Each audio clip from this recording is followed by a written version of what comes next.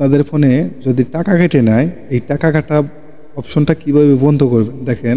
অনেকেই টাকা রিচার্জ করেন, রিচার্জ করা মাত্রই আপনাদের ব্যালেন্স থেকে টাকা উধাও হয়ে যায়, আপনারা বুঝতেই পারেন না।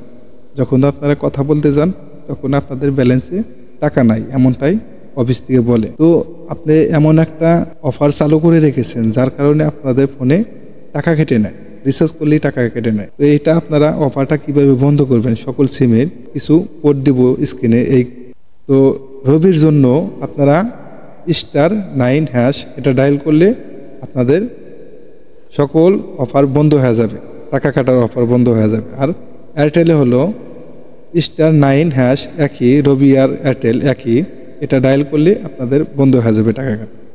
আর বাংলা লিগে হলো *121*7*1*2*1#, এটা ডায়াল করলে আপনাদের টাকা কাটা বন্ধ হয়ে যাবে। আর গ্রামীণে *121*6*2#, এটা যদি ডায়াল করেন তাহলে গ্রামীণের জন্য এটা বন্ধ হয়ে যাবে টাকা কাটা। তো এই কোডগুলো আপনারা ডায়াল করলে কখনো আর টাকা কাটবে না। ভিডিওটি যদি ভালো লাগে অবশ্যই চ্যানেলটি সাবস্ক্রাইব করে রাখবেন। দেখা হবে পরবর্তী যে কোনো ভিডিওতে। আল্লাহ হাফেজ।